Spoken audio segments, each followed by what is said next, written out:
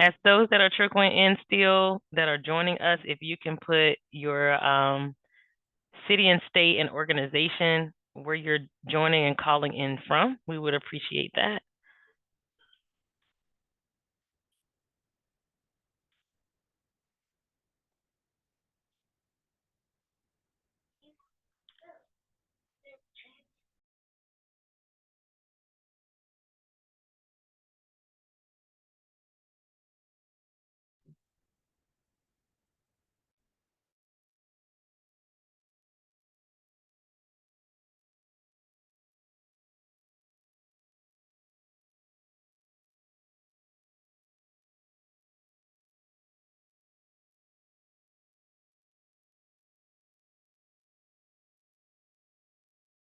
All right, welcome all who are joining us. I will go ahead and get kicked off on the Grant Readiness Prospecting Workshop and Training. Tiffany, if you can introduce yourself, because I feel like I would not do you justice with serving your introduction and the work that you have done in the grant field and public health space. So I will give Yes. you the mic, girl. No problem. Well, hello everyone. And so I was going to say good afternoon, but I noticed we got people from all over the United States, which makes me so excited. So good morning to some of our California folks. I saw Bay Area. Good afternoon, or even good morning still to some of our Midwestern folks. Good afternoon to my East Coast family. I am located in Charlotte, North Carolina. So hello to everyone wherever you are. As Rhonda said, please continue to put your name, where you're from, and who you're with within the chat. I like looking through them just to see who all is here. So there's more so for me rather than her. But I'm happy that you all decided to come. And I like to say hang out, right? I like to say hang out with me because again, I know it's lunchtime on the East Coast. But today we're going to really focus in on grant readiness and well, not necessarily grant readiness and prospecting. This is actually a part two to a part one that we did in April of this year. So the part one focused on grant readiness and prospecting. Part two is really going to touch on more of the writing, and kind of give some bullet points, some tips and tricks that I use as a grant writer. And so I will recap a little bit. You'll see later on in the presentation, I will recap a little bit of what we discussed from part one today. However, the heavy emphasis will be more so on the writing piece. So again, welcome and thank you for being here. Now, I also want to put out this disclaimer that we did the workshop because we have a lot of partners, and Mama's Voices has a lot of partners with varying capacity levels. So we wanted to make sure that the information that was contained in the presentations was more at an elementary level. So I'll just go ahead and let you know that now that it is starting from the basics. I crafted this presentation not assuming that people knew anything, or I not saying knew anything, but people are coming in from a basic level. So I wanted to make sure that I covered a few of the foundational pieces for grant writing to set you up for success. A little bit about me before we get into the nuts and bolts of the workshop. So again, my name is Tiffany Mack. I'm the chief strategist and owner of 410 Consulting Firm.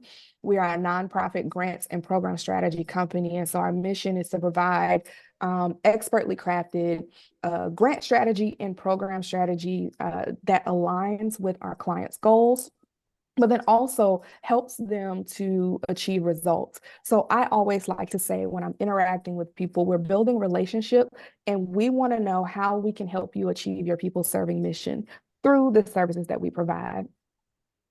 Before my time at or founding the company 410, I have a master's in public health, certified health education specialist. So I love that I'm able to talk to an audience where I can marry the two from public health as well. My background in public health, working at the state level in South Carolina. I work for the Department of Health and Environmental Control and worked in the chronic disease space as well as family planning and adult health, and also worked on a contraceptive access initiative with a private foundation in Columbia, South Carolina. And so over the course of that time, I have been on both the receiving team as well as the granting team of millions of dollars, and have been able to help acquire through grant writing, help to implement as a project manager or a program manager, as well as evaluate almost $109 million into the state of South Carolina. So today I am taking all of that background information, all of the lessons learned, all of that experience, and bringing it to you so that you can walk away with tangible tools, tips, tricks, techniques, etc., when crafting your proposals. Also, if you have questions, please feel free to put them in the chat. I'll try to monitor the chat or raise your hand because I believe I can see when hands are raised. So I don't mind. This is not to be a workshop to teach at you, but more so for us to really have some dialogue. So if you'd like to ask questions along the way, I am perfectly fine with that. All right. So now that we have gotten the housekeeping out of the way, let's dive in. So workshop agenda. So welcome and overview, which I just did. We're going to do a little recap from our part one, which really, again, focused on the grant readiness and the prospecting more heavily. We're going to talk some grant terminology. We're going to talk about the 5 W's, and you'll see what that means in a little while. There's going to be tips and tricks related to grant writing or things that I implement just as a grant writer that helps me to get to the finish line of a successful, submitting a successful proposal, excuse me. We're going to go over common questions that within my experience of grant writing from the federal level, state level, even foundation, these questions, they may be asked in a different way, but they all kind of boil down into a couple different categories. We'll have a Q&A. There'll also be, I explain what office hours is in a little bit, and then we will adjourn. All right, so recap. So again, we're not going to focus heavily on part one, but I do know that there are some people who did not attend part one, and I want to make sure there's a few foundational pieces or a few things that I think may be helpful for the group. So I want to make sure to bring in a few slides from part one into part two today. So again, we focused on readiness. And a lot of people, we think about grants, we just think about the writing of it. We just, if we can answer the questions, will be great. But there's so much more that goes into grant writing, even preparing to write or determining if your organization is ready to receive grant funding. Grant funding or receiving a grant and managing a grant, you're establishing a relationship with the funder. You're saying that you're coming into alignment, or that there is alignment with their mission, their vision, their goals, their priorities, alongside what you do as an organization. Grant money is not free money. So once you receive that, you have a responsibility to implement what you said and to implement it effectively. So a lot of times we have to take a step back before we even apply and think about, are we ready? Do we have the capacity? And so there's 3 key areas that I like to go over as it relates to organizational or grant readiness. And that's organizational readiness. So looking at your program or your organizational management, your capacity, do we have the expertise for what we're applying for? Do we have systems in place to track the financial pieces, the guidelines, the regulations that they may ask of us as it relates to reporting? Is it in alignment with what we're doing as an organization? Because we don't want to do what we call mission creep, where we start adding things on that's like our mission, but not necessarily falls within what we're doing. And then it's so helpful to have an engaged and supportive board, especially as you are grant seeking or really doing anything related to fundraising within your organization. Again, I'm going to go through these pretty quickly because this is just a little bit of a recap from part one. There's program management component. Do we have a clear grasp on our program goals, objectives, and activities? And we'll talk about SMART-E in a little bit. Have we been measuring our impact? Do we have evaluation set up, or can we think through what that will look like? Because most grants will ask you to measure your outcomes, or what are the outcomes that you expect? And even setting yourself up for this works, or you should work with us because we have impact, or our impact reports or our outcomes from previous either programming that we've done, events, et cetera. This is our impact within the community or the target population that we serve. And of course, sustainability. And we'll talk more about sustainability and how to answer that question later on in the presentation. But again, you kind of want to know or be thinking about how your program can be sustained, even before you start to think about or before you apply for grants. And then lastly, financial management. Are our financial records up to date and accessible? Do we have the capability to manage grant funding and the accounting? And then are there policies and processes in place, especially when you think about federal grants for contracting, invoice approvals, tracking expenses, et cetera? Do we have cash flow currently? Because a lot of misconceptions, around grant funding to where we receive the grant, we're getting the money in 3 days, maybe not 3 days, but essentially there are a lot of people who don't realize that most grants, not all, but most are on a reimbursement basis where you need to do some of the work to be reimbursed. There are a few grants out there that will allow, and even federal that will allow in advance, that comes with specific, guidelines, as well as other grant funders who are a little more malleable in their approach or flexible in their approach, where they will allow you to receive funding for work that is coming. But the point here is, financially, are we stable enough to be able to start this program and not expect the grant funding to be infused into our organization right at the beginning of the grant cycle? So it's just something to think about. Again, that varies from funder to funder. Tip, and I always say this, manage your grant as if it's federal. And so I will say, when I first started writing grants or got immersed into the grant world, whether it's managing, implementing, evaluating, writing, it was from the federal level. And because of that, I learned a lot of terminology, a lot of processes that needed to be in place as it relates to managing a grant. A lot of different guidelines that the federal government requires. And so I always advise my clients, think about your grant or start to manage your grant or put things in place as if you have a federal grant, because 9 times out of 10, you'll be in alignment with that, but then 2, you will already have processes and things in place that will help you when it comes time for the larger grants. All right, and then the last little piece of the part 1 recap, and if you have questions about this, again, please put that into the chat. But again, I'm kind of going swiftly so that we can get into the core of today. Well, we talked about standard grant documents that you should have either on hand or think about either developing to make your grant writing process easy. So 1, your official tax exempt documentation. So your IRS 501c3 designation. There are lots of grants that will ask you to upload that just to make sure that you are a tax exempt organization. Any state organizing documents that you may need or that you have them in a folder that's accessible on your computer. These are things that you can have out of the way so that as grant applications come, they're ready and they're there.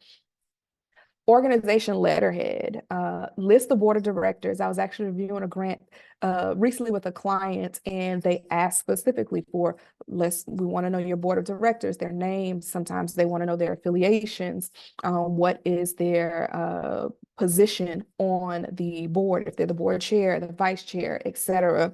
So that's information you already have, whether you are preparing for a grant or know of a grant that you're writing for or not, that's already there. So why not go ahead and have this already somewhere accessible? And that's one thing off the checklist.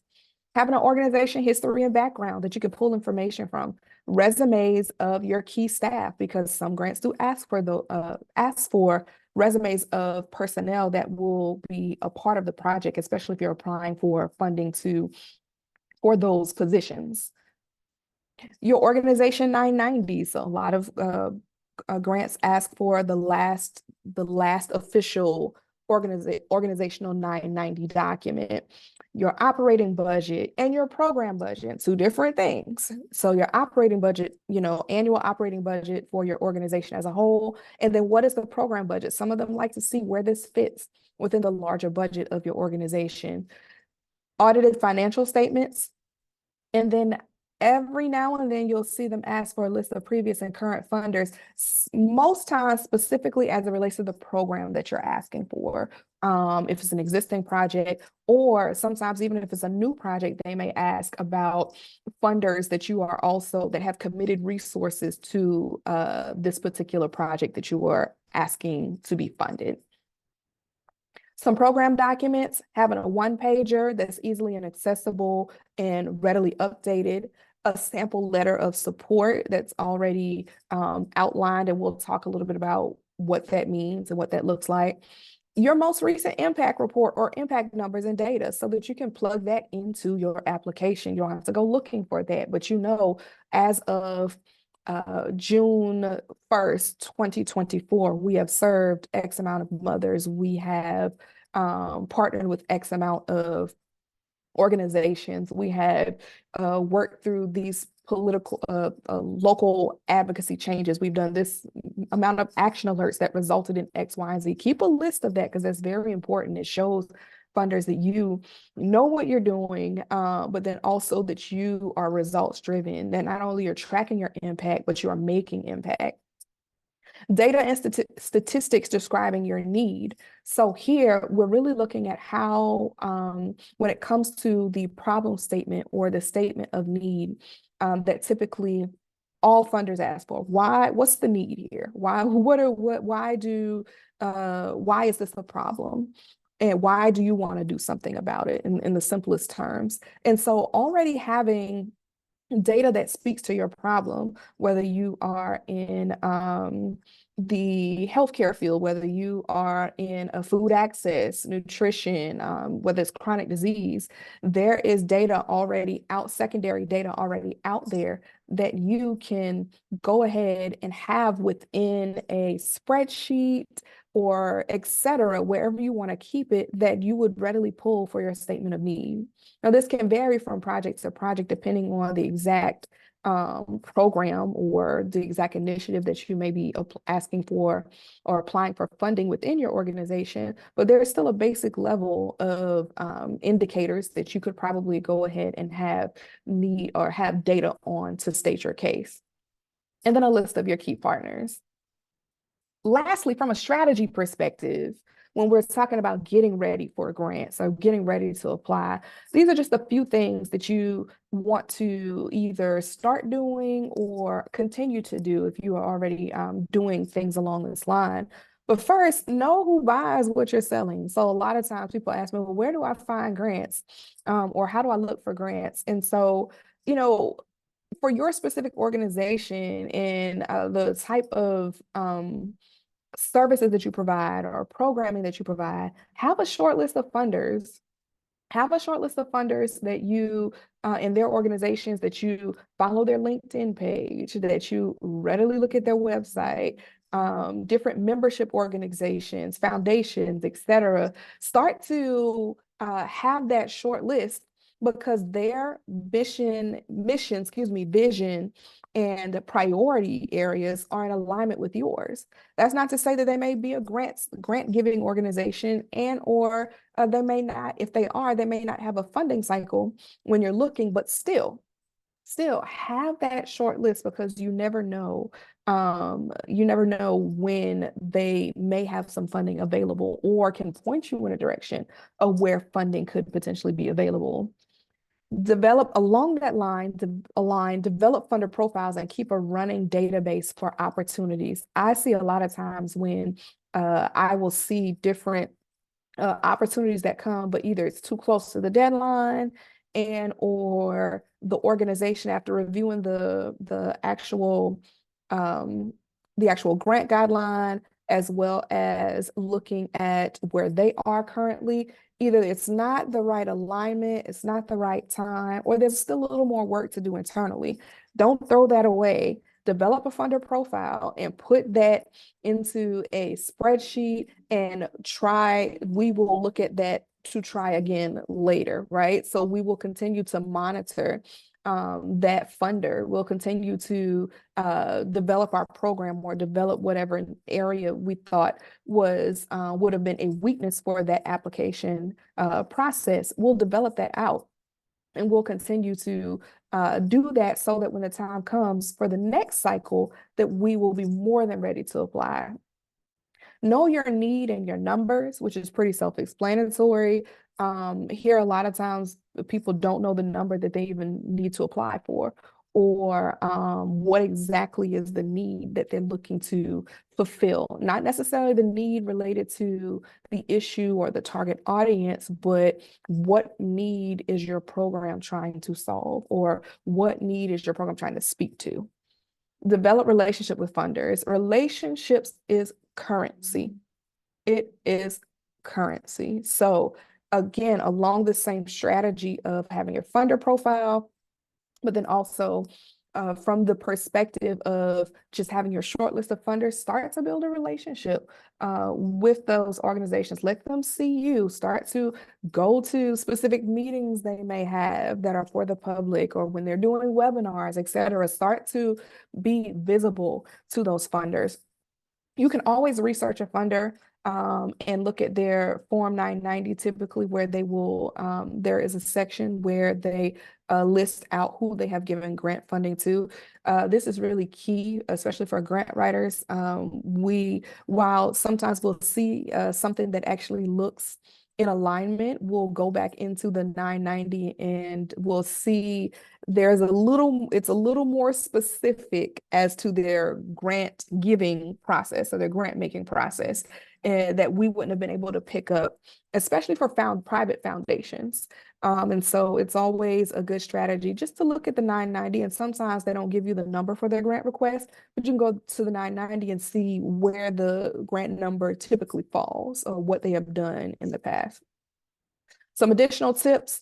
So before you apply, make sure you're eligible for the grant. I can't tell you how many times that someone sends me a grant and I'm like, you're not eligible. Read and reread the grant guidelines. Read and reread the grant guidelines. Web presence. A lot of funders will check. I'm not saying you have to have a state-of-the-art website or all the bells and whistles related to social media and reels, but there are some funders that, if they come across your application and their review, they're going to go to your website. They're going to look and see. I had a story about a funder. I moderated a panel and he knew of an organization, and there was some funding, a specific pot of funding came through. And this was actually a bank. It was a foundation of a bank, and a specific pot of funding came through. And he was thinking of the organization because he wanted to make the connection. And so he said, okay, well, because he had to move really fast. So he said, well, let me go on their website, and I wonder if their annual report is there so I can kind of see, would this really be in alignment before I go full speed ahead?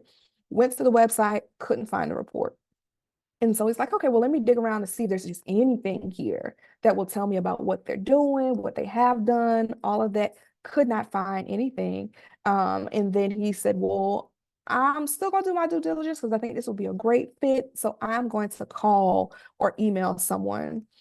Tried to do that, but I think the email or the number, either the email was outdated or the number, one of the two was either outdated or he never heard back when he reached out.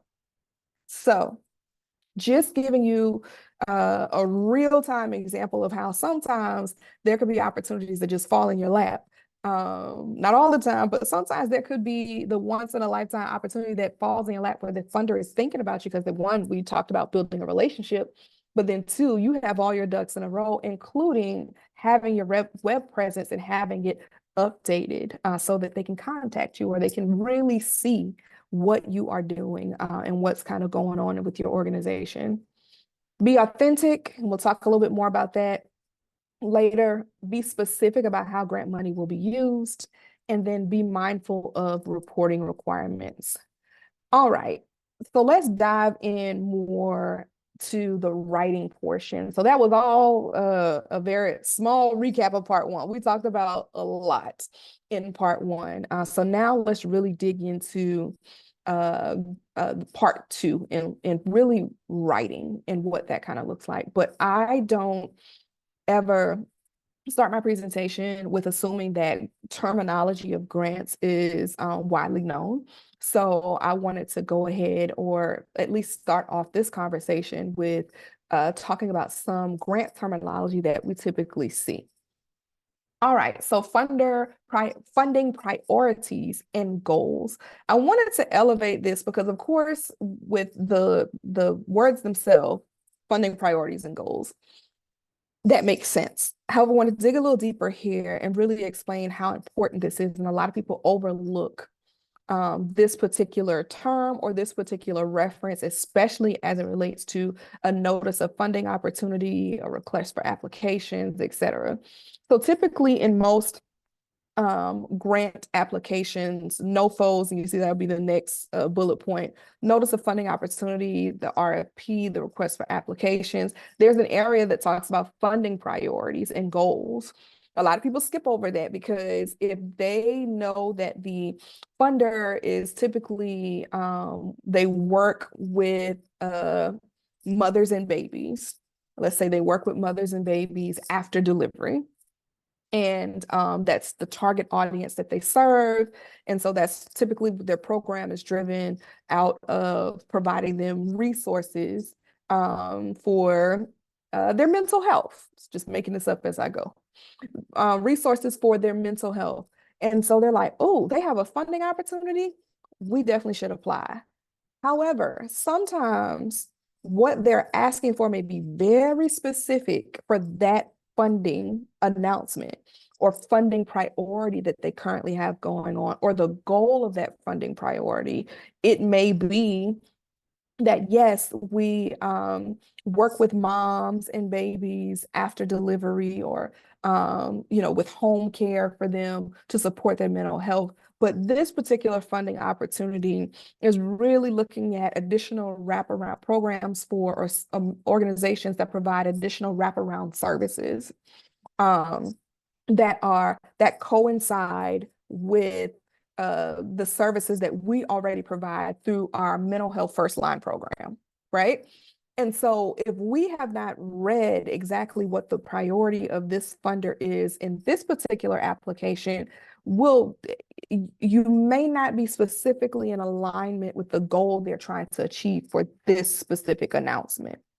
Doesn't mean that there aren't other opportunities or the things that you do with an organization also don't coincide with the things that they do as an organization. But sometimes there are funding announcements that are very specific or are responding to a specific need or a specific thing within the grand scheme of what this funder is trying to achieve or exist to do. Tiffany, I wanted to read a question that's in the chat. Okay. Taylor asks, are indirect costs encouraged to be included in the application? I Mm-hmm. just contracted for an organization without a NICRA, Mm-hmm. and their budget did not include the minus rate, The 10%, minimum. Mm-hmm. just minus rate, which is 10%. Is Mm-hmm. that good, bad, neutral for a federal application? So most, if not all, the federal applications that I actually have written for, we've always done a de minimis, the 10%, because there wasn't a NICRA in place. And so for reference, the NICRA stands for Negotiated Indirect Cost Rate. Oh, it's right there. Negotiated Indirect Cost Rate Agreement. And so typically, you'll see a lot of institutions like academic institutions, or even like state governments, et cetera, they have a negotiated rate that is above the 10%, because the indirect cost is I like to say in the simplest terms, is the cost of doing business. And so it's overhead essentially. It's the accounting for just the things that we won't put the space and the lights and different things in a grant application, but funders are aware that that is a cost of doing business, or that will be a cost associated with implementing a program, service, or a grant. So that's the NICRA. And for you to have a NICRA, you have to prove that or negotiate that you can charge more than 10% and that you should charge more than 10% to the government, to your cognizant agencies. There's an agency that you would submit all this documentation to say, this is the reason why we need to charge 20% or 30% or 15% instead of the de minimis, which is typically 10% for an organization. So just wanted to provide that background. And you have to prove that annually as well. And for bigger organizations like a university, sometimes hospitals or just larger organizations, you know, they have the dedicated staff to be able to do that. They have the documentation, et cetera. So it's worth going through that process to be able to do that. For smaller organizations, so the first thing I'll say is never leave money on the table, because to me, that is leaving money on the table. I think your question is more so from the perspective of, would it hurt in their application? I don't know if it would necessarily hurt their application. If anything, I think it really more so hurts themselves with their granted funding, because they did not put that 10% in there. There will most funders, especially from the federal standpoint, most funders know that, or I shouldn't say no, they have typically in their notice of funding opportunity the guidelines about the NICRA and the de minimis and how you would do that, et cetera. So it's almost to be expected that an organization would charge some indirect funds or an indirect rate to the grant. Did I answer your question? Because I know I started off explaining stuff, but was that helpful, Taylor? Do I think it's going to hurt them? I don't think it's going to hurt them, because I mean, if we think about it from the perspective of, if they don't charge an indirect rate, that means that there's more money in direct costs for programming. So I don't necessarily, if anything, as a reviewer, I may ask why, I may raise a question, but I don't necessarily think that I would dock them anything. Now, on the flip side of that, there have been grant proposals before that they tell you, which I have not seen this in federal government. Every federal government application I've done, there's an indirect space for indirect. But there have been some grant applications I've done for state level, quasi-governmental organizations, especially at the state level, or foundations for clients where they say we do not support indirect costs. Or they will put it at a cap and we have to do like a calculation. So it's not necessarily a 10%, but it's a weird calculation where they couple it or combine it with administrative costs overall for the grant. So your admin costs, as well as anything that you would charge to indirect, cannot exceed this threshold. So I have seen that. But yeah, did I answer your question, Taylor? I think it was Taylor. Yeah, you did answer my question. I think really what I was asking is, does it suggest like unpreparedness if we're not expecting to incur like administration costs? That and oh, I lost my train of thought. That and hold on. Let me think. And are they looking to mostly just spend on direct programming or like the intervention itself type of thing? Because this is just to be specific, and they offer the de minimis rate in the note for just saying, if you don't have a NICRA, this is what you can use. But opting not to use indirect at all, does that suggest something about the organization preparedness? I think that's an objective question. I think that's subjective, to be honest with you. I think that's not, a reviewer is not going to automatically go like, oh, well, they didn't request any de minimis. Why is that? Or, it's a good tip or a good train of thought, because you said it, we want to see more funds, or most funders want to see more funds allocated towards the intervention, right? Allocated towards actually doing the program, or what is the activity that is happening as it relates to implementing your program. So yes, they love to see that and not have as much in staffing or as much in, we understand that staffing needs to happen. So I'm not saying that staffing or personnel is not a part of the budget, especially if it's a grant that is to help with staffing, especially when it comes to something like HRSA.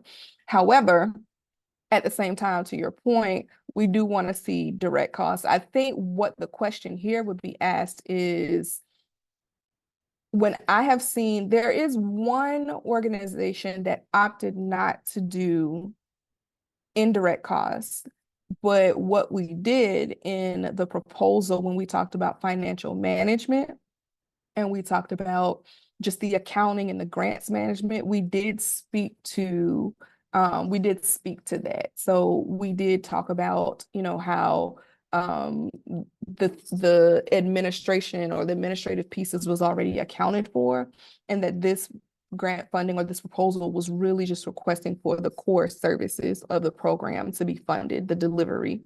So it really just depends, but I don't think that it would, and it's more subjective, but I don't think that it would be something to where it would be looked at as a negative from my perspective and just from my experience. All right. So let's jump back in, and thank you, Taylor, for raising that. Thank you. So we've talked about indirect costs, de minimis. So if you don't have a NICRA, the de minimis is 10%. There is typically within, and this is typically in federal, you see more so in federal guidelines within the NOFO, and they typically explain how you would provide that information. And so if you have a NICRA, you submit the NICRA, but if you don't have a NICRA, then your de minimis, they typically just ask you to put a statement on letterhead. So, but again, the NOFO will tell you everything you need to know related to this. Allowable costs, there's always categories of what is allowed, what is unallowed, pay attention to that. Budget justification and budget narrative. So a lot of times people just put together a budget that has numbers and the line item. Or so if it's, we need a registered nurse, just thinking about HRSA now, we need a registered nurse. And then they would put, I don't know how much, $70,000. However, you have to justify that cost. So, is that for 100% FTE? So that at 100% FTE, then it's, was that salary dedicated 100% of the time on this project? Is this in alignment with making sure the cost is in alignment with the industry, especially in your area? You have to really justify your cost and why you're putting those numbers in the budget. Matching funds. So typically some grants will ask for you to do a certain percentage of match. 100% match, or a dollar for dollar. And they'll also tell you how you can show that match, or how you can show where that source is coming from, whether it's in kind, how to calculate that, whether it's another grant. And sometimes they're specific to where it can't be this particular federal source or grant source or whatever the case may be. But sometimes there are grants that ask you for a certain level of match. All right, letters of support. And so there are grants that ask for a letter of support from other organizations within your area. Sometimes it's a letter of support for maybe a partner that you've written into your grant. The letter of support, and I'm gonna jump down to letter of commitment. They are two different things. Your letter of support really is from that partner, the Tiffany Mack Foundation, that says, yes, we support Rhonda Sims and her organization, Director Rhonda and her organization, for applying for this specific pot of funding. We've worked with them in the past, our experience, we've seen how the work that they do really shines the light on amplifying voices of underrepresented populations in our community as it relates to maternal health. We will continue to collaborate with them and, refer our clients into their organization. we think that this is a need, or we see this as a need. Being a leader in this community, we see this as a need, and the intervention that they outline will definitely meet the need of this population. So on and so forth. Letter of support. Letter of commitment goes along that same lines, but also says that we also will provide a point of contact, Tiffany Mack, who will serve on the monthly advisory work group that is focused on policies and systems changes related to birthing outcomes within the organization. Our pharmacists will also begin to look at protocols within our organization, so on. And so we are committed to the work, especially if we have been named as a partner or as an organization in the work plan. Maybe we're taking the lead on something. Maybe we're part of an advisory team, whatever the case may be. That's the difference between the letter of support. We support the work that they do versus letter of commitment. We support it, and we also are committed into, we're committed into seeing that this proposal be successful, but then also this intervention be successful. And we are committed by doing these things. So we talked about matching, cost sharing, UEI, and SAM.gov. So just want to wanted to put these things in here. The UEI, unique entity identifier. And so basically that is a number that you need now. So about 2 years ago, maybe 2 or 3 years ago, especially as it relates to federal grants, they moved to assigning UEIs to organizations. And so this is in SAM.gov, and a lot of your applications will ask for your UEI number. And so you have to be registered. You want to keep that updated. You want to keep that active. Even for me as a for-profit organization, if I want to do business with the government in whatever form or fashion, I have to have a UEI, and I also have to be registered in SAM.gov. And you have to continue to monitor that and keep that updated as well. So SAM.gov, System for Awards Management, it is where they award or look at who they're awarding and how they qualify you for getting awards. So these are two very important pieces that if you know that you're planning to apply for federal grants, do these now, because a lot of times they will tell you that it's a process to get that updated and to get that process started. Of course, there's also the performance reports and your financial reports that are typically asked for within your grant applications. I also included, so I just pulled out some grant terminology, but these two specific sites, of course, grants.gov, which is where your federal applications are. Federal grant applications are. And so there is a glossary of terms. Highly recommend familiarizing yourself with that, as well as another site that I found that also has a glossary of grant terms that goes into much more detail than what I have, the few grant terms that I have presented today. All right. So let's get more into the grant writing and really talk about some of the questions that I've seen and how to really answer those questions, or ways that I've answered questions on applications that have been successful. So I always like to start off with a grant application. And I say this because a lot of people are scared of grant applications. And I'm saying, everybody, it's simply the 5 whys. You know, everybody know the 5 whys. They want to know who you are, what you're going to do, why you do what you do, where you're doing it, how you're going to do it, when you're going to do it. If you can map that out effectively, you have most of a grant application. Keyword, I said most, because there's always going to be different questions depending on the funder. But a lot of it boils down to, who are you? What do you do? What makes you shine? What's your secret sauce? What do you plan to do? How do you plan to do it? What's your approach? Why are you doing it? What's the need? Where are you doing it? Who are you doing it with? It really comes down to the 5 W's, and then some, as it relates to grant writing. Hey, Tiffany, Leo asks, I know you covered this in part 1 a bit because I remember the newsletter, but she asks, are there any places that you can go find grants? Yes, so there are places that you can go find grants.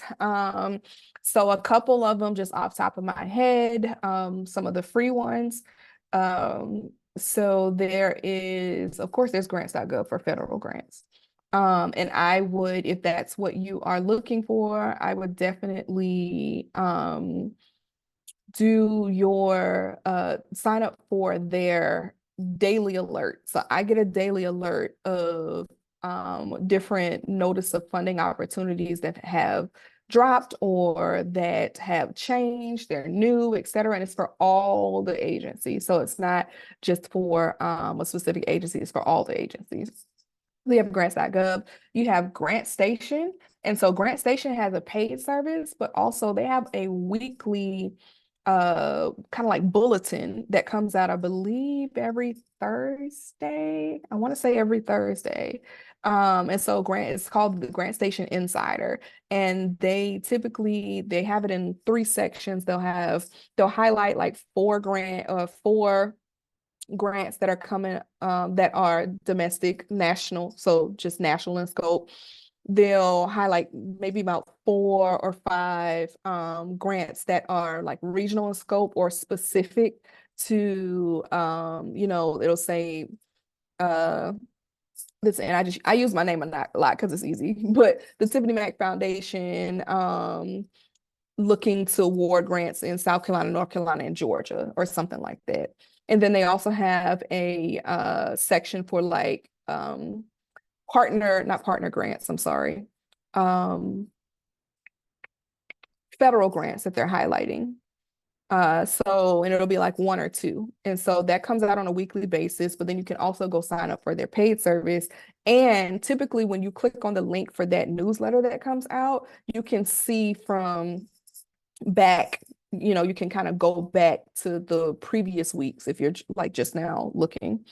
You also have Philanthropy News Digest, PND, through Candid. I believe the name is Candid.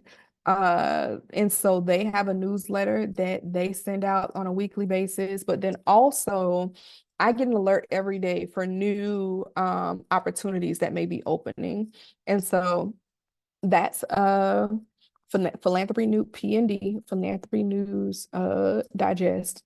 And then again, going back to what I mentioned about your shortlist and funders, that you follow organizations that are like you, or follow grant writers on LinkedIn, because some of them will see stuff, and especially if it's posted on LinkedIn, we'll repost it. There are grant writing firms and agencies where if they specialize, like I think we said HRSA, like, those types of, or DHHS, CDC, et cetera, they'll repost funding opportunities, and because they're looking for clients, right? But let's say, for instance, you're not trying to pay for it, you can still see like, oh, that's a funding opportunity. And even if you can't click on it, Google it. So follow grant writers and grant writing firms, because sometimes you will see, us repost every now and then. Like if I see a grant opportunity, I don't have to be working on it or even have a client.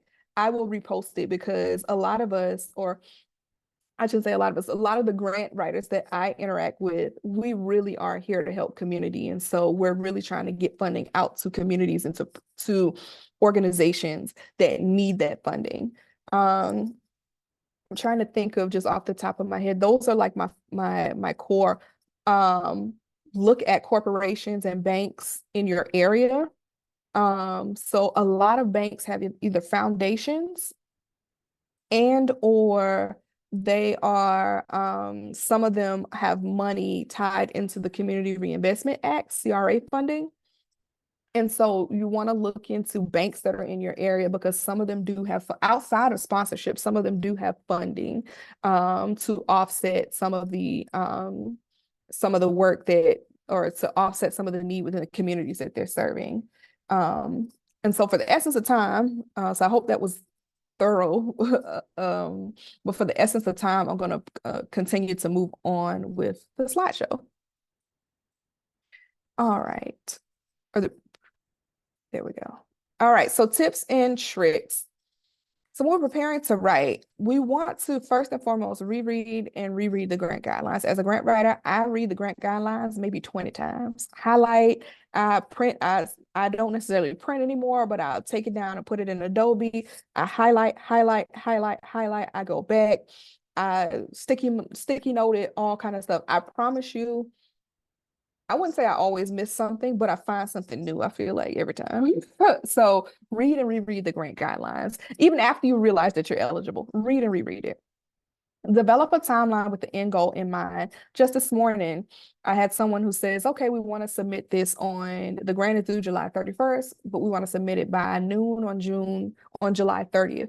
Okay, so that is the end goal. And so we then develop a timeline to write from now until July 30th as our drop, or not even a timeline to write, but we develop a timeline for writing and review by July 30th so that we're hitting the button July 30th. Also, I would make sure that if you can submit at least a day or two early because technology. So always try to build that out or plan that in mind. Have data ready to state your case. We talked a little bit about that earlier. Log on to the grant portal early and start the application if possible. So I always like to tell my clients this when it comes to grant portals, and just some of them you have to register for it and you have to, I've seen where they forgot that they registered for or tried for this particular application before, didn't work out. And so they tried to create something new in the system. The system was like, no, and we had to call to get that straight, so on and so forth. And so I always say, as soon as you know that you're going to apply to an opportunity, go ahead and log on to the grant portal, create your account, and start your application or look at the application. Familiarize yourself with the portal in case of any technology issues. Assign roles and responsibilities with your internal timeline that we talked about earlier. Have those supporting documents that I mentioned earlier, have them in a file, have them updated. Those are things that you can already have. Not all grant applications ask for all of them, but go ahead and have that so that, that's something that's already off your to-do list. And make sure they're accessible by at least 2 organization members. I have had a situation where when we're ready to submit, there was an organization member who, two scenarios. One scenario, the organization member who had access was no longer there. And there was some login security issues. But then the second situation was that the person, they were still there, but they got sick and we couldn't reach them. And so it was a situation where, the files, there was one file that we needed, but we could not get the file from the person who had it. Gather your partner commitments early and your letter of support early. That is one of the first things I think once you have a strategy meeting to determine what you are doing specific to this proposal for your program, and you start thinking about partners that are needed or that you would like to include into your proposal, go ahead and start to have conversations with them about getting a letter of support and providing them with the nuts and bolts or the bullets that you would need them to speak to within your letter of support. Because I promise you, 9 times out of 10, you will probably be sending reminders, etc. So start that process early. When it comes to writing, be clear and concise in your writing. Name a lead writer, especially if you have a team. You want to name one person that can go back in once everybody has given their pieces and parts, especially if that's your process, and they could put it in one voice. There's one consistent voice that's going to be key. You don't want your proposal to read like 85 people put into it or wrote it more so. We understand, and funders understand that it's a collaborative process, but we want to make sure that it still reads like one story. Answer all parts of each question. I have something related to that on the next slide. Be detailed, but make it elementary. You have to, which goes alongside with the last bullet about put yourself in the reviewer's shoes. You have to assume they do not know who you are and what you do and how you do it. You have to assume that. You have to assume that the reviewer who's going to review your application may not know. Maybe the funder in there is, you have a relationship maybe with a program officer or a specific person within that organization, but sometimes they're not necessarily the reviewer. Okay, your relationship with them can get you in the door or can maybe provide additional context. However, it may be that they're not even reviewing your organization. So don't count on them knowing who you are and then you leave out details. Make it elementary to where if I, as someone who has never met you, but I am on the review team for this application, that I can understand, that I can understand what you're doing, how you're doing it, who you're serving, and the impact that you're going to make. All right, and so I mentioned the bulleted outline. So this is one of the things that I do as a grant writer, because I see this a lot where there's always going to be a question, or there's typically a question in more grant applications than not. It's typically a question that has like 5 things in it. And I've always seen when I've reviewed grants before or reviewed applications where people miss one of the things. And it's common because there's 5 things that they're asking for. And sometimes they're asking for those 5 things in like 250 words. So like, what are we doing? However, what I do to at least know that I am answering all parts of a question, I do a bulleted outline. So example here, provide a brief description of the project, include the project goal, expected outcomes, and how the project aligns with the goals of this grant program. So for me, and just to make sure that I am answering all parts of a question, I bullet point each thing they're asking for, and then I just type and I answer that. And what I do then, after I have answered everything, I go back in and put it together into a nice, succinct paragraph or 2, depending on word count. It's helpful just to have it there. And I also sometimes use that as my master, and then create where I have all of these pieces. And then I have a secondary document, Google Doc or something. I have a secondary document where that's where I put it into a succinct paragraph. So this is just something that I use personally, even to this day, with the many grant applications that I have written over the years. It's always helpful to just bullet it out, or me to take it apart and bullet it out to make sure that I am hitting on all the key points. All right, so now let's dive into some common questions. So, Tiffany, really quick, can we check and see if anybody has any yes, questions? yes. Anybody have any questions you want to drop in the chat, or you can unmute yourself and ask any questions that you may have before we go into the next section?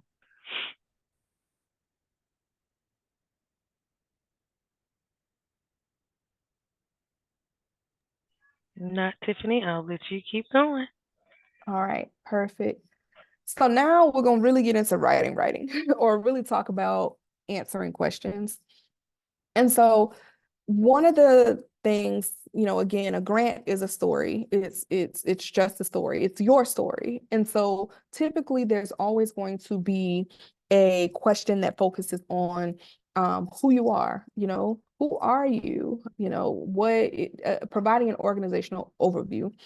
And let me preface this by saying the things that I discuss in this section are more from a robust master narrative template standpoint. So a lot of times you're going to have a certain amount of characters, word count, etc., that you have to abide by. So some of this may not be able to fit all the time. However, the way that I have crafted this presentation is to really look at, okay, if we could do a master narrative template that really discusses our organization, what should we include in it so that as we go for grant applications in the future, we can pull from that source. So there's always going to be a question of some sort on who you are, who are you? Sometimes you may not see that question. It's just, what is your mission and vision? But having a template of some sort, or a master narrative that encompasses your organizational overview with the key points that we'll talk about in the next slide is going to be helpful, because at some point there's always going to be one application that's going to tell you to in 2 pages or in 1 page or whatever the case may be. So within that section, you want to discuss some of the following. Well, of course, your full legal name, your legal status, and the year that you were founded. Tiffany Mack Foundation, a 501c3 or a tax-exempt nonprofit organization located in Charleston, South Carolina, founded in 2022, focuses on blah, blah, blah, blah. Sometimes you can capture 1 and 2 in one sentence, just depending. But you're telling them who you are. You're telling them when you were founded, your legal status, your main location, and then other site or service locations.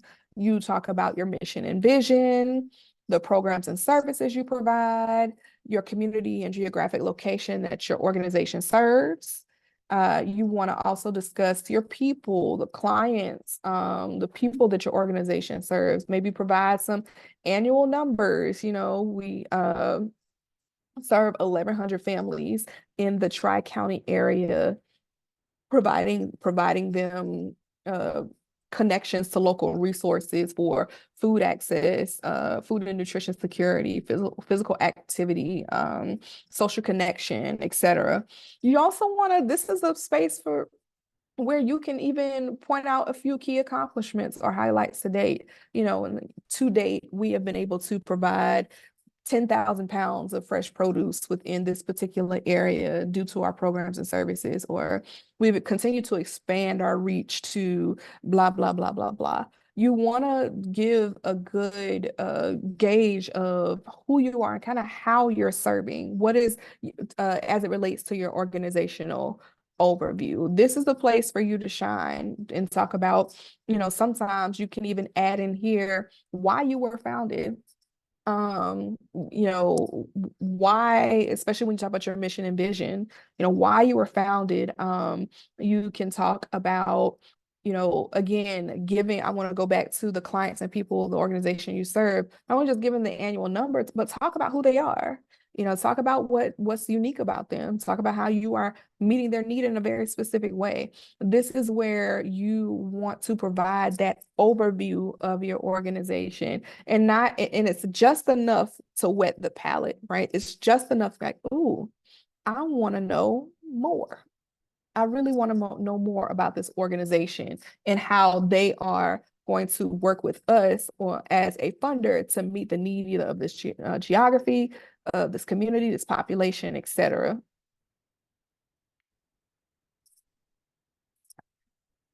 Problem statement. Why do you do what you do? What's the need?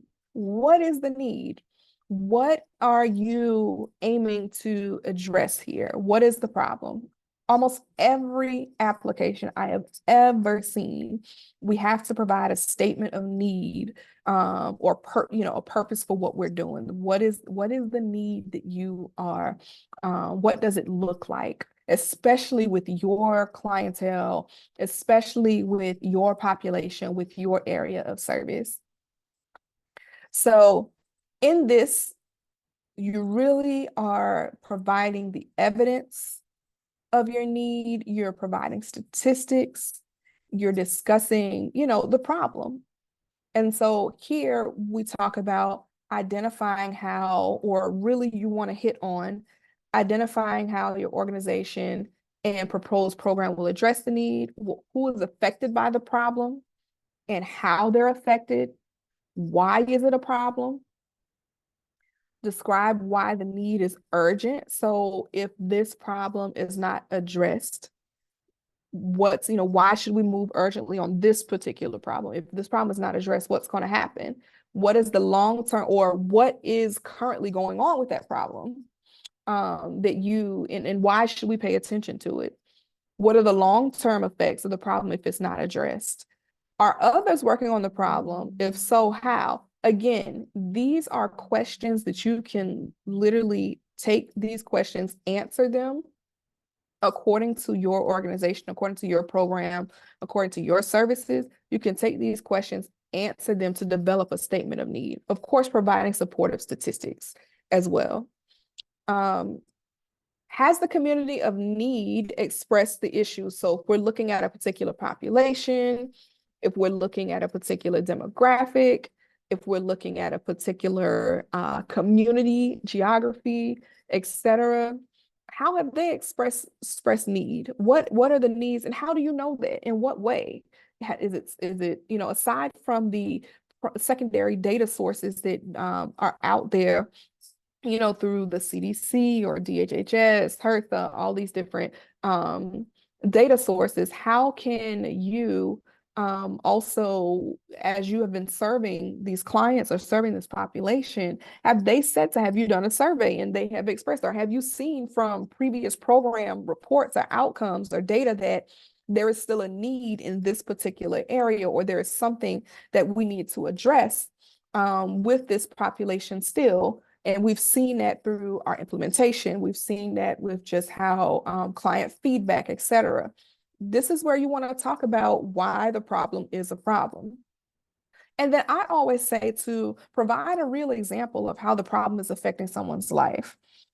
And so in here, you really want to bring it home. You really want to make it real, right? Because we can talk about the data, the statistics, still very key, very key. But as a reader or a reviewer, and I'm looking at how you are discussing this problem and how it is affecting either someone you serve or it's been affecting the community, and you're providing me with a real life tangible example, it brings it home for the person who is reviewing and reading your application.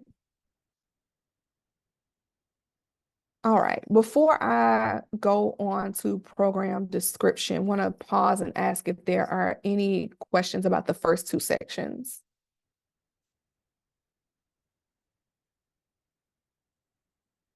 All right, I'll keep moving. So program description. So we've talked about who we are, you know, what we, do overall. And then we move into the need that we are trying to address through our proposed project. So now we need to discuss our proposed project. How are we going to actually, what is it that you do, but specifically, how are we going to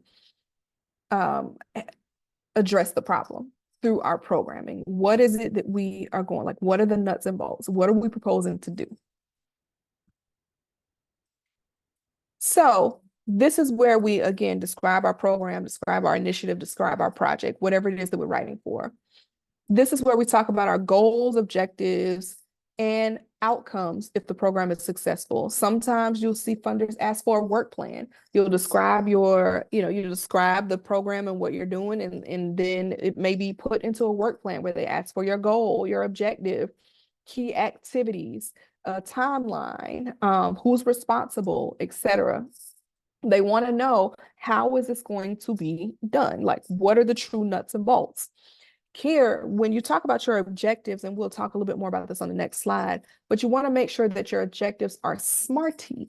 I know we're probably familiar with SMART, but we want to make sure they're SMARTY: specific, measurable, attainable, relevant, timely, inclusive, and equitable. So we're starting to see, even though we're in a difficult climate as it relates to equity and inclusion and diversity, and I'll talk a little bit more about that in a few slides.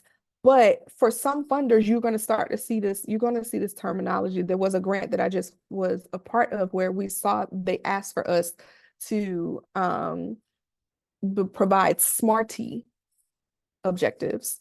So let's talk about what that means. So SMARTY, specific. What exactly are you doing? Your objective needs to be specific, measurable. Can we achieve? So I wrote questions so that you would be able to refer back and ask yourself these questions about your objective.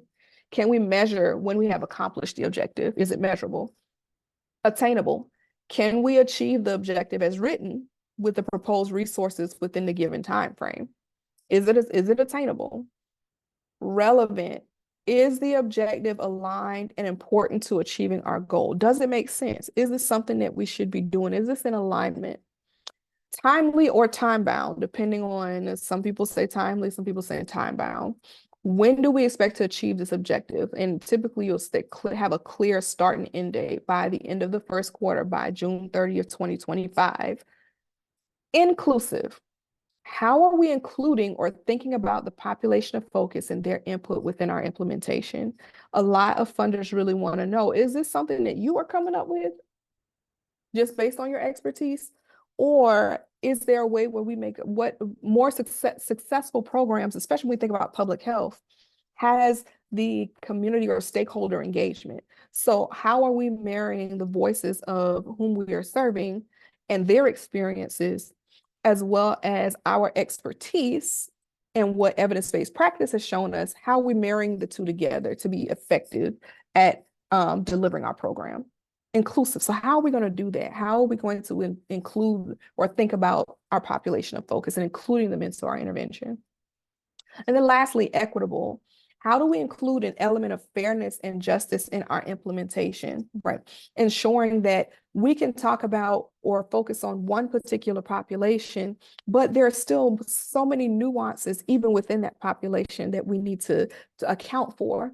And we want to make sure that everyone within who we're trying to serve, we are eliminating barriers as much as we can for them to be able to participate in our implementation. All right, methodology, program design. How do you do what you do? So let me read, a lot of people, when I get to this part, it's like, didn't we just discuss? We discuss what you're doing, but sometimes they want to know your approach. Why, when it comes to how did you come up with this approach? Why these set of activities? Why, and how your program is designed. So in this, you want to think about how you're going to do what you are doing. You're going to be a little more specific and provide nuts and bolts of two parts. Why we came up with this approach, and then how we're going to carry out this approach. Why it makes sense for us to carry out this approach. So in here, you're going to discuss a few things like who will be responsible for delivering the program service and why. Why does it make sense for them to be responsible for delivering the program and service? How will the program and service be delivered? What does that look like? What is the approach? Where will the program be delivered? And then, of course, you always want to put a timeline. When and how are these activities executed, and by whom? And by whom? All right, the last few pieces, and then we'll open up for a question and answer segment. So organizational management, typically there's going to be a portion to ask, well, can we trust that you can do this work? Do you have the expertise? Do you have the management capability? You have to state that. Who are the key personnel? What are their credentials? Why is it sitting in this particular department? How do we know that you will be effective, not just because of the delivery of the program, but can the people who you have in place, the organization, actually be successful in delivering this program? So here, I always advise clients to describe implementing similar projects or programs in the past and how you have been effective with doing that, maybe how you've put certain systems in place to account for certain things, how you have certain quality assurance check-ins, or just how you are collaborative with your team and being able to you have monthly team meetings, so where you discuss challenges and you come up with an action plan after each of the team meetings with action items that then address some of the challenges that you're facing, etc. To talk about how you will be successful in managing, in the grand scheme, the actual implementation of the program. Not only that, a lot of times there will be a section, especially for federal grants, where they'll ask for your financial management plan because it's just that important. Who is responsible for assuring that the accounting, the reporting, the financial management is in place, that you're watching that effectively? Who's going to be responsible for your reports, etc. Sometimes you'll have a section that will ask specifically what that looks like. What does your grants management look like? Also in this section, I said it earlier, but you're describing the roles of key staff members for the organization, their experience, their expertise in working on and implementing projects of this nature. All right, evaluation and impact. What is going to be the return on investment? Are you effective? So again, you want to discuss here how you will evaluate the project or the program. Are you going to have an external evaluator? Is there an evaluator already on the team? And let me say this, evaluation does not start after you get the grant. Evaluation starts, or thinking about evaluation starts when you're writing the grant. There may be activities within evaluation that you will have to think about when it comes to implementing your project, or your program. So you always want to have evaluation a part of the conversation throughout writing your proposal. You want to think about your evaluation plan or your evaluation section and writing that in terms of how you will ensure you are reaching the target population, your target audience. You want to list out your project outcomes. You want to list an outcome for each goal and objective. You want to quantify where you can and list metrics. What are the key milestones of the project? What are we looking to, how do we know that you're moving and you're progressing, you're monitoring and evaluation, you're moving and progressing along this continuum as it relates to your project? Evaluation is very, very important because they want to know impact. Can we see a return on the investment that we have made within your organization? Collaboration and partners. And so I just wanted to put here, so I don't have necessarily a second slide to go with this, but collaboration is key. Who is going to help you do the work and or make the work go farther and the impact greater, right? So there is so much need out there. There's so much need. There's funding available, but there's so much more need than funding that is available. So funders are looking for collaborations. They're looking for how you're leveraging partners, how you're working with people within your community, within your industry, your space, how you are working together to achieve goals. And so think about collaborations and partners and being able to work with others on your initiative or on your project or program. It's very important, very, very important. Sustainability. So we always want to think about sustainability when we're writing, right? I always say, as a funder, we're here for a good time, not a long time. So can you sustain without us? You got to think about that before you're writing. Some of them ask, how are you going to sustain your program? Some things to think about. Are you going to, absorb some of the program costs? Is there going to be income that comes in from some of the program participants? Are you going after other grants? Are there other things within the organization's fundraising that is offsetting this cost? You want to be able to speak to that. Is it to where the funding that is here will help you to build out another service line or another area within the organization because they're currently funding this project. And so you're able to build that out. And when you're building that out, by the time that you have finished implementing this, we will be able to absorb it and sustain it, absorb it and sustain it. You always want to think about sustainability because I guarantee funders are funders are wanting to know, how are you sustaining without us? How are you sustaining without us? Some other things that typically come up, and so there's more, we could probably do this for 3 hours, but in the essence of time, community involvement, community engagement, community benefit, economic impact benefit, and diversity, equity, and inclusion. Now, when I talk about community involvement, community engagement, community benefit, here with community involvement, how are you involving the stakeholders? Are you asking them along the way questions? Are you asking them, are they a part of the implementation? Are they advising? Lived experience is so real. And sometimes we miss that in implementing our programs, or we don't think about that. And so a lot of grant applications are really asking, how are you involving the community of focus? Goes back to the whole inclusion with objectives. How are you making sure that their voices are heard? How are you getting feedback from them to see if your program is actually effective and working? Same with community engagement. How are you engaging them into your implementation? Community benefit. How is this going to benefit the community? So not necessarily how, someone can say, well, we answered that when we talked about our outcomes.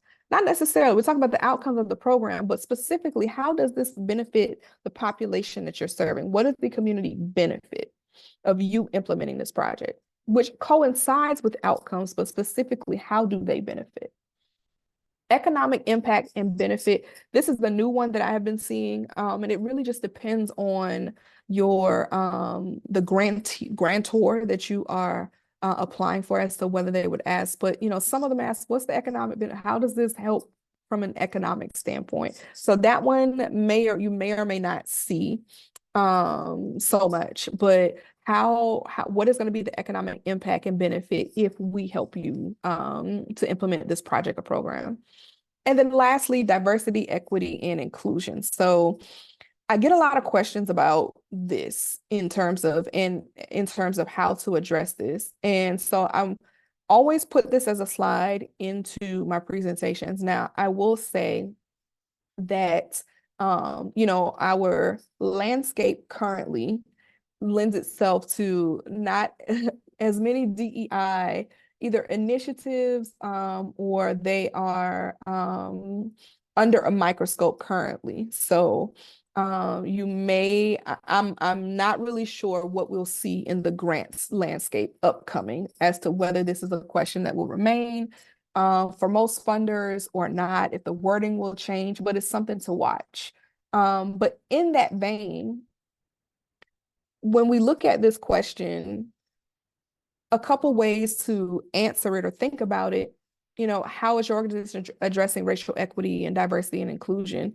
You can speak about inclusion efforts and activities currently underway. You can talk about how you include the voices of those historically underrepresented and marginalized communities and how you find ways to connect them to your work. You can talk about partner organizations that have the same values, goals, and objectives regarding racial equity and diversity and inclusion, and or organizations that are focused on diversity, equity, and inclusion, accessibility, etc. You can include any coalitions, initiatives, memberships, and or committees that you're currently on that's focused on DEI. You can talk about the diversity of your team and your executive leadership and your board. And then maybe this is something that we're thinking about and we are looking into our strategic plan at goals, objectives, etc. for DEI. So again, I get this question all the time, so I thought I would just add this in here as to how to answer. A lot of people get hung up on, well, how do we answer that, or how do we show, or even if you have a statement, some organizations have a DEI statement, you can say we have this statement and we update it annually and we make sure that all of our employees know this and that it is woven throughout the fabric of how we do programming. All right, we're finally at Q&A. That was a lot. So any questions or comments? I know that we're approaching the 1:30 mark, but we definitely want to make sure that there's time for questions for those of you who are on the call.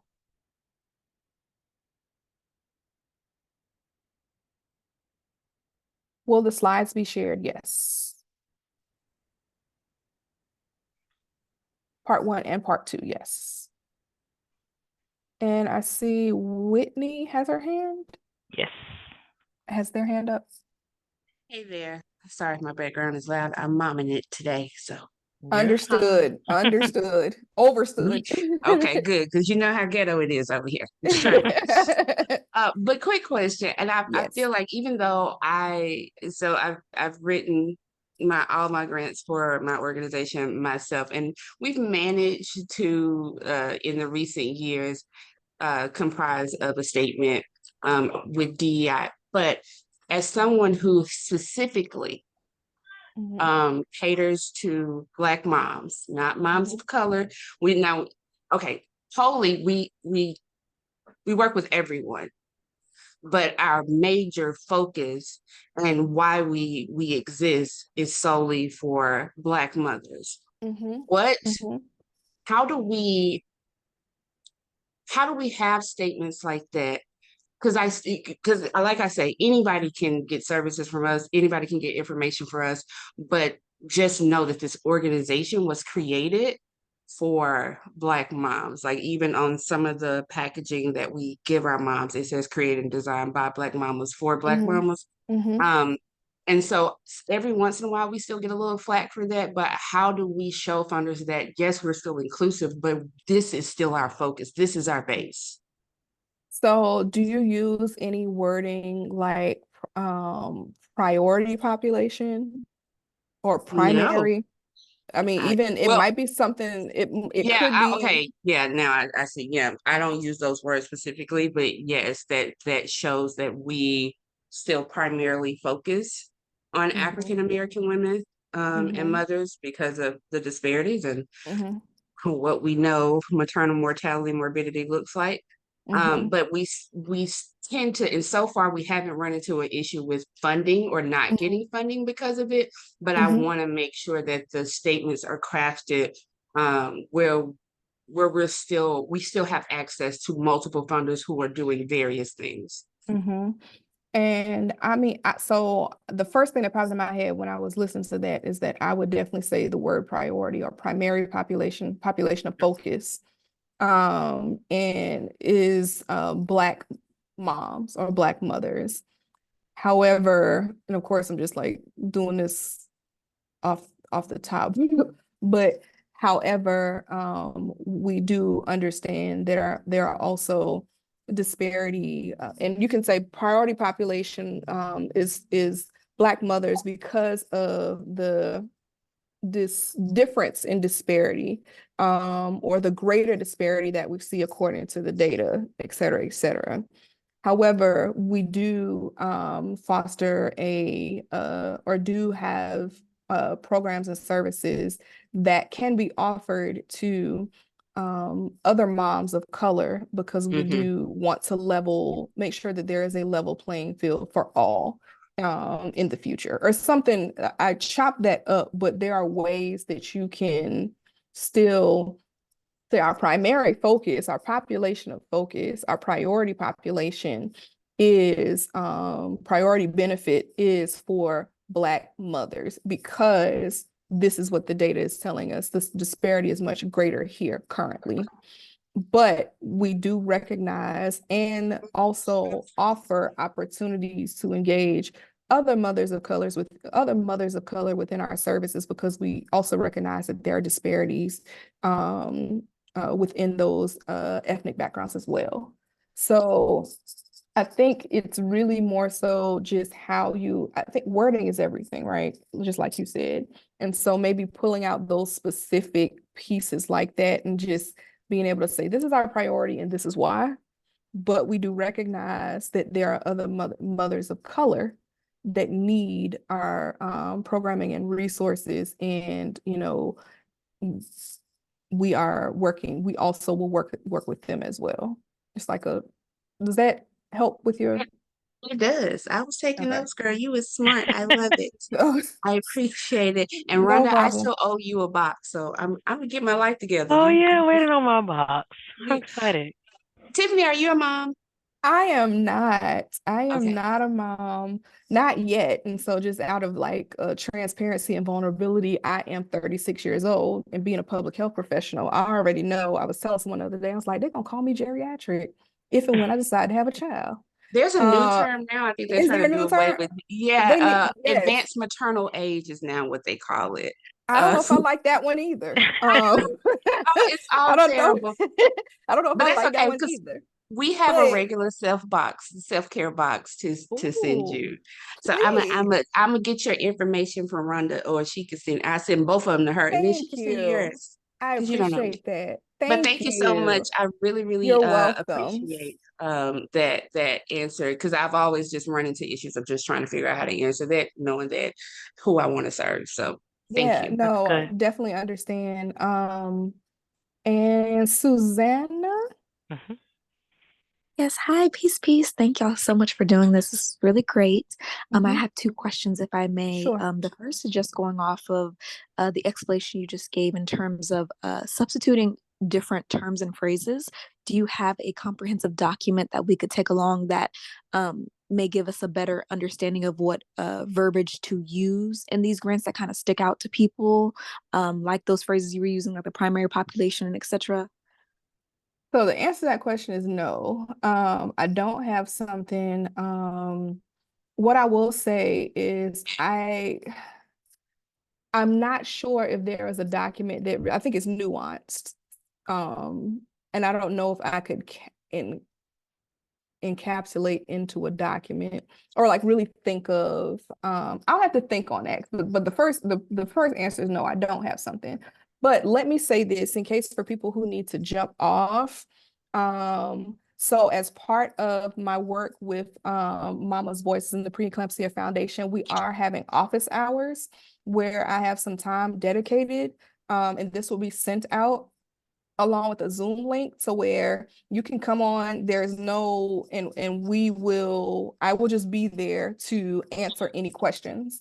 And so it's not for next week because it's July 4th weekend or it's a holiday, but the week after that, I have dedicated time on my calendar for you to just pop on that Zoom and ask these sort of questions. So, Susanna, what might be helpful while I don't have that document, if you want to come to one of these and like specific to your organization, we kind of talk through that. That might be the better route.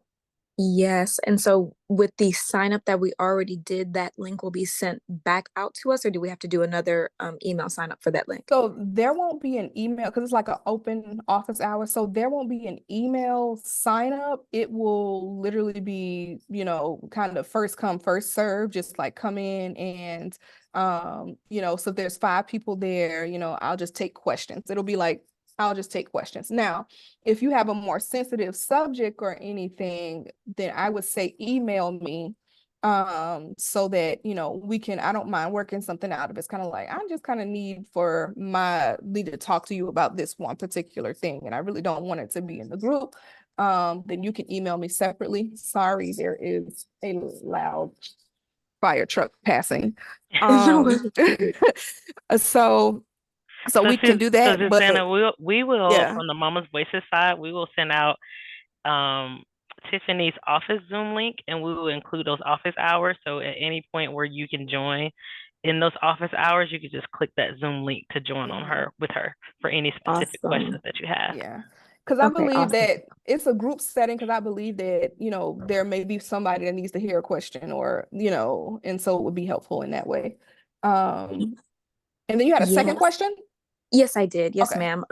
So thank you for that. And then in terms of any type of funding list you may have, because I know one thing that came across myself being a newer organization was that we had lack of longevity to show. So that's something we've been running into for those starter foundations. Like, how can we show, we're boots on the ground, but we still can get an ROI, that type of stuff. So. Yeah, let's talk about that. So, especially in the office hours, the first thing that comes to mind is just to really quick, because I know that we're out of time, but like, even as me, when I started doing contracting in my company, and it was like, oh, I don't have the experience. And it was like, well, I don't have the experience as 410 consulting firm, but I have the experience and expertise as Tiffany Mack from, 12 years, 15 years of experience. And so one thing that I always tell organizations is do not discount, especially in startup and community, do not discount how you showed up for other organizations, collaborating, partnerships, how your volunteer hours, all of that. Sometimes it's a way to show that you have been there and doing the work, even if it wasn't formally under, the Tiffany Mack Foundation at the time. Of course, I'm just making. So let's talk through it more, because again, I do see that sometimes, like, yeah, funders want to know that you know what you're doing or you've been around to be able to do that. And then there's also ways to show that, especially if you're able to get like a letter of support or just the work that you've done, any impact that you have to speak to that, like we've done this, this, and this, even though we've only been in existence for X, Y, and Z, right? And any partners that can maybe write letters, especially if letters of support are warranted for that application, that speaks to the depth of your organization, even in a short amount of time, would, especially if it's like a partner. Like I had one client where it was like city, they partnered with the city as a grassroots organization, startup, they partnered with the city, but the city was able to provide a letter of support and even some additional information that held a lot of weight to move it along. So let's bring that if you don't mind, because we can talk in more depth about that. But hopefully that was helpful. Yes, it Well, was. Thank you so much. I will say, in the spirit of collaboration and support, that's one of the things that we do here at Mama's Voices, which is why we're so excited to have so many on the call and be able to feature this as a, I would say, personal development for many of you who are leading organizations, who, like you, Susanna, who's just starting out with organizations. So the Mama's Voices program is a part of the Preeclampsia Foundation, and we support and train those who have lived experiences to be patient advocates and work with clinicians, hospitals for quality care and improvement. But we also have a coalition of partners with other maternal health organizations who are part of our coalition, who kind of do things like this. We get together and we grow together. And that's one of the goals that we're continuously to move forward in our mission, is to continue to collaborate together so that you can have access to resources, wherever you are in your process and your journey as a coalition or a maternal health organization. So, which is why we had Tiffany brought her on here to share her expertise, because we realized that there's such a need as, you know, leaders leading organizations and the things that you need to continue to grow. We know one of those things is funding and money, because you can't do anything without it. So thank you guys for attending. We appreciate you.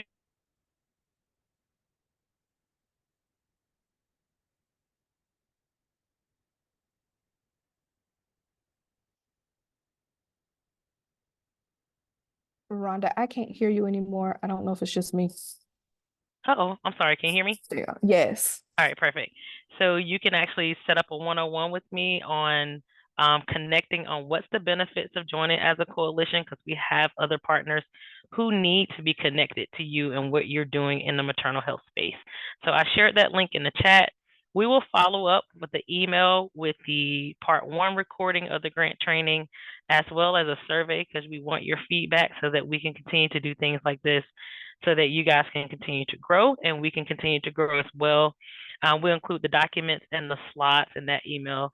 And I'll also include my personal booking link where you can book to learn more about our coalition partnerships.